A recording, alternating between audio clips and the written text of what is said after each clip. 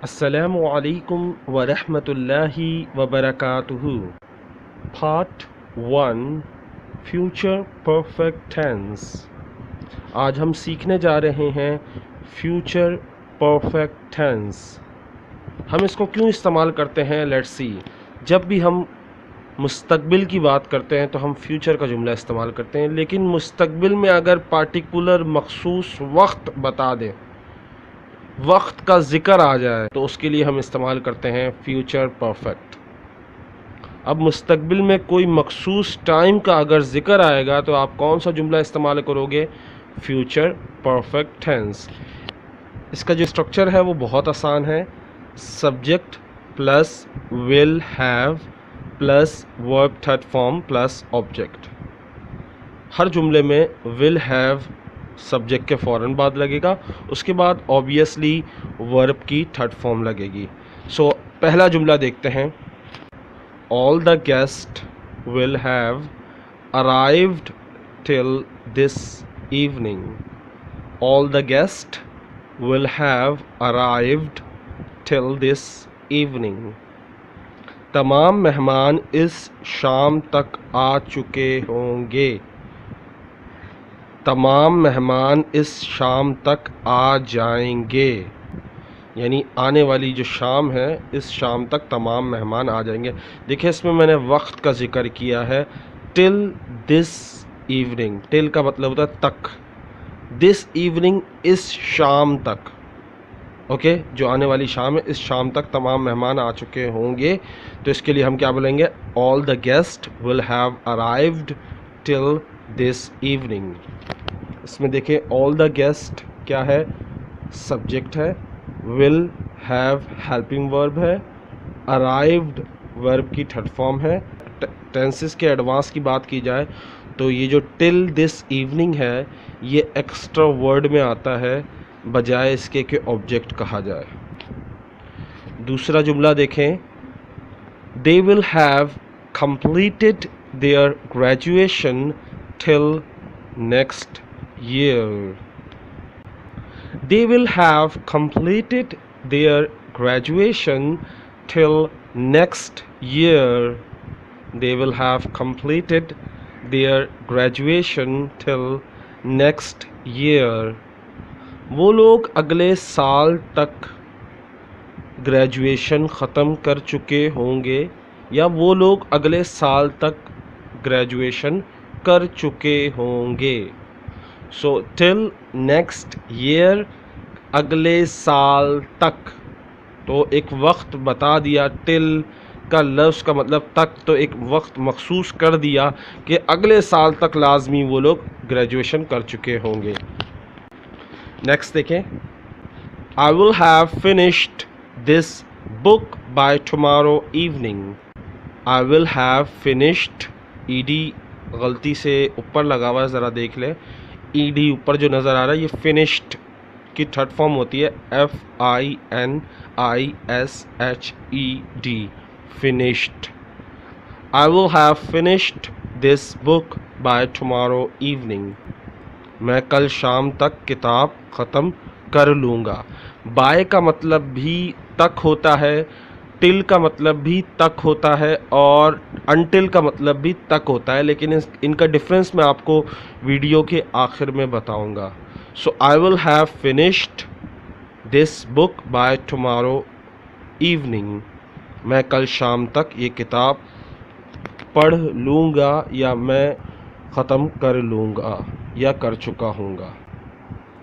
Next देखिए। They will have gone before you get there. They will have gone before you get there. तुम्हारे पहुँचने से पहले वो लोग जा चुके होंगे। एक मुस्तकबिल की बात बताई जा रही है, अगर तुम पहुँचोगे तो यार जा चुके होंगे लोग, तो ये मुस्तकबिल की बात आपको बताई जा रही है। एक मखसूस, बिफोर का मतलब है ये टाइम मेंशन कर रहा है। They will have gone before you get there, तुम्हारे वहाँ पहुँचने से पहले वो लोग जा चुके होंगे। नेक्स्ट देखें। My mom will have talk to my father about going abroad till tomorrow. My mom will have talked to my father about my going abroad till tomorrow. मेरी अम्मी मेरे अब्बू से कल तक बात करेंगे मेरे बाहर जाने की. मेरी अम्मी मेरे अब्बू से कल तक बात करेंगी मेरे बाहर जाने की. या मेरी अम्मी कल तक मेरे अब्बू से बाहर जाने की मेरे बारे में बात कर चुकी होंगी. So my mom will have talked to my father about going abroad till tomorrow. Next देखें. I will have finished this job in 20 minutes. I will have finished this job in 20 minutes. मैं ये काम 20 minute में ख़त्म कर चुका हूँगा. या मैं ये काम 20 मिनट में ख़त्म कर लूँगा.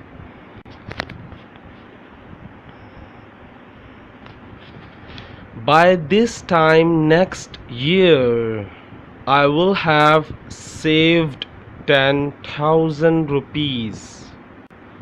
इस वक्त अगले साल तक मैं 10,000 जमा कर चुका हूँगा.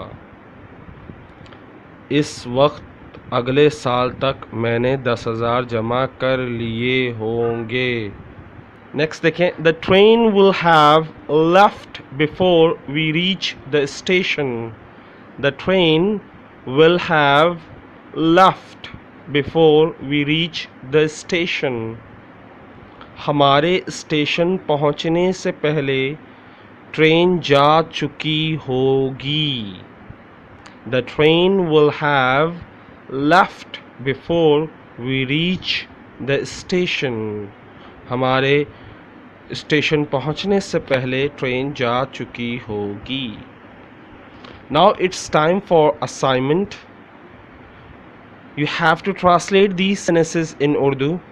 By the end of next year, I will have been here 25 years. I will still be here next summer, but Tom will have left tomorrow. This time we will have taken our exam. क्या फ़र्क है इन तीनों लफ्ज़ों में until, till और by. ये तीनों इस्तेमाल होते हैं तक की उर्दू के लिए, यानी तक, जब तक, उस तक, इस तरह जो तक आता है उसके लिए इस्तेमाल होता है. कल तक, परसों तक, इस तरह के जो तक आते हैं ना उसके लिए इस्तेमाल होता है. बेसिकली until और till सेम होता है. आप इन दोनों में से कोई भी इस्तेमाल करें अपनी स्पीकिंग में, इट्स अप टू यू. लेकिन बाय का मतलब होता है, बाय और बाय का मतलब होता है, जैसे फॉर एग्ज़ाम्पल अगर मैं कहूँ आई will have finish this book by tomorrow evening, तो पॉसिबल है कि कल शाम से पहले भी किताब ख़त्म हो सकती है. यानी मैंने एक जुमला बनाया कि आई will have finish this book by tomorrow evening. इसका मतलब क्या है कि मैं कल तक किताब ख़त्म कर चुका हूँगा, यानी कल शाम से पहले पहले किताब ख़त्म कर चुका हूँगा, शाम से पहले पहले. लेकिन जब टिल और अनटिल की बात आती है तो हम इसमें क्या होता है, इसमें बेसिकली हमने शाम होगी तो काम ख़त्म होगा, यानी शाम तक. अगर जिस वक्त बोला उसी वक्त, उससे पहले नहीं हो सकता.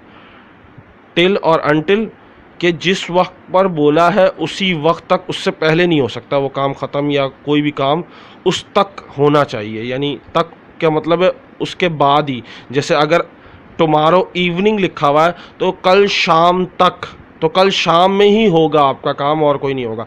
अगर मैं बोलूँ बाय टुमारो इवनिंग, इसका मतलब है शाम से पहले भी हो सकता है.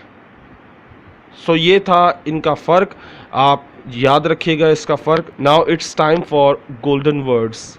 You will never find peace of mind until you listen to your heart.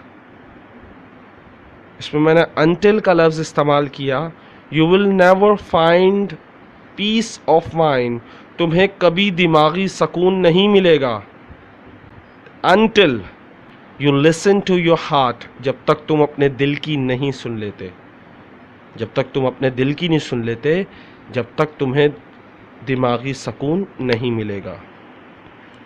दूसरा है distance yourself from the people who lie to you, disrespect you, use you, put you down. ऐसे लोगों से अपने आप को दूर रखें जो आपसे झूठ बोलते हैं, आपकी इज्जत नहीं करते या बेइज्जती करते हैं, या आपका इस्तेमाल करते हैं, या तो आपका बेइज्जती का वजह बनते हैं, आपकी बेइज्जती की वजह बनते हैं। तो ऐसे लोगों से दूर रहें। उम्मीद करता हूँ ये वीडियो आपको पसंद आई होगी। दुआओं में याद रखें। अस्सलामु अलैकुम।